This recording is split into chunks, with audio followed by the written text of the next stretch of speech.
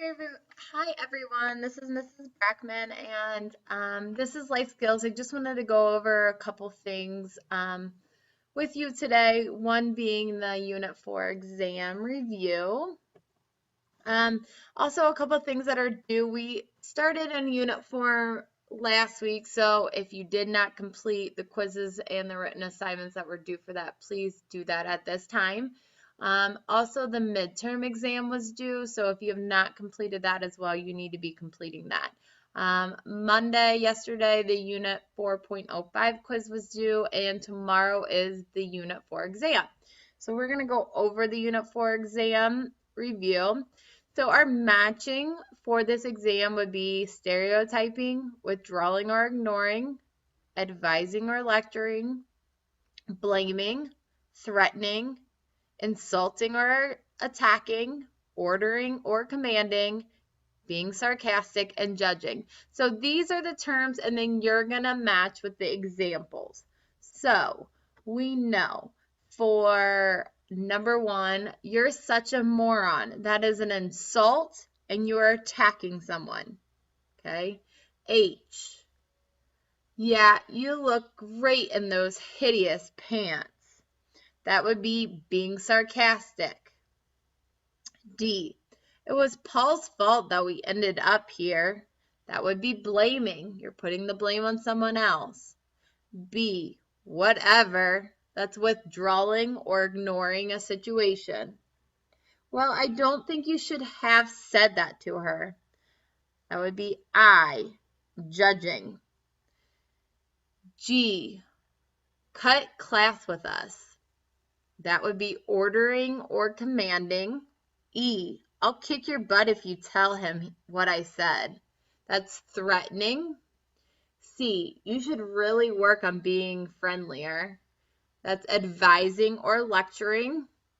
And A. Mom, you should be cleaning the dishes. That's stereotyping. So these are your examples of matching. So it's examples of the term that you're trying to find. And all were very negative, FYI. So in this unit 2, we've talked about conflict of opinion, the intra versus inter, which would be within versus between. And then you have the personal versus the group, so it would be individuals or group or groups. So we're going to show examples of that. So we're not doing breakout sessions, but Patrick never seems to have enough time for all of his activities. His grades are starting to slip and he's trying to decide what to do. This is an example of what type of conflict. This is intrapersonal because Patrick is one person, so that would be personal, and his conflict is within, so that's where the intra comes from. It's coming within himself to get all of his activities accomplished. So this is an intrapersonal conflict. Jorge and Jill are arguing over whether or not they spend enough quality time together. This is an example of what type of conflict. And this is interpersonal because the conflict is between now 2 people, which would be inner, versus intra, which is just one person, an individual. So there's 2 of them, so we know it's inter. And so that's 2 people, but it's a personal argument still. It's between those 2 people arguing over the time they spent. So this is an example of interpersonal conflict. The U.S. government declares war on Japan after the bombing at Pearl Harbor. This is an example of what type of conflict. This is intergroup. This conflict exists between 2 opposing governments and nations, okay? So it's inter because it's 2 nations and it's their conflict. So it's an intergroup conflict, yeah. The Republicans and Democrats parties, both parties are of the U.S. government, this is where it gets tricky, are arguing over how to create affordable health care. This is an example of what type of conflict. And this is intra-group. This conflict is within the group, okay? That's that one governing body, the U.S. government, And since both parties, so we know intra is one governing body and the group is the U.S. government, okay? So it's between them, between that one group, so it's intra, and the group would be the government, okay? So this is similar to intramural sports. This is another great way to look at it. If you have two teams going head to head, they're still from the same school, okay? So intramural sports, even though they're two different teams playing each other, they're still coming from the same school. So the group's the same, okay? So it's within itself. Versus our last example, Japan and the US are two different governments. So that's why it's inter, okay?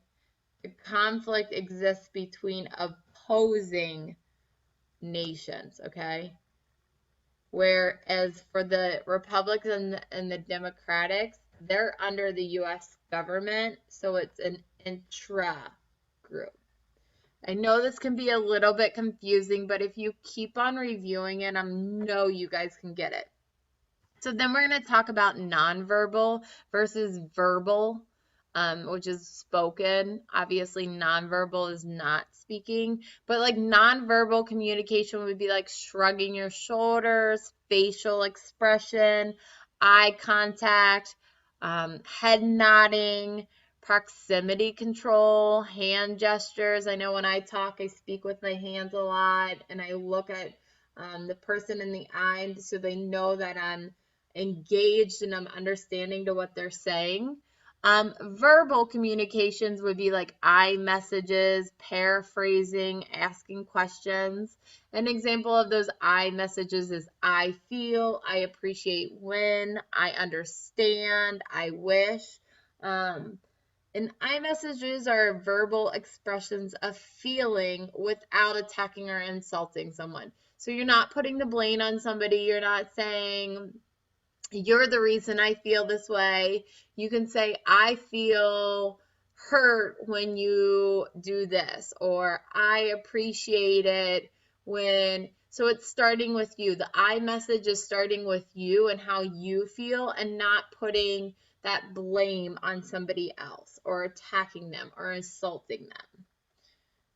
If someone's cheating on your test, I'd appreciate it if you looked at your own test. I appreciate it, okay? You're not blaming them. You're telling them how you feel. So verbal versus nonverbal cues. They're equally important.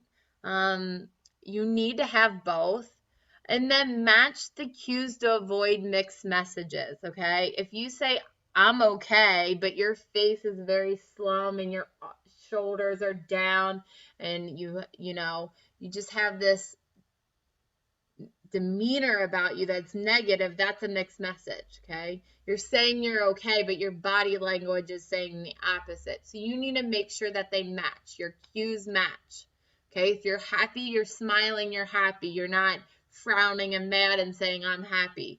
So make sure those cues match. And using both to emphasize your message, okay? Both nonverbal and verbal cues are very important.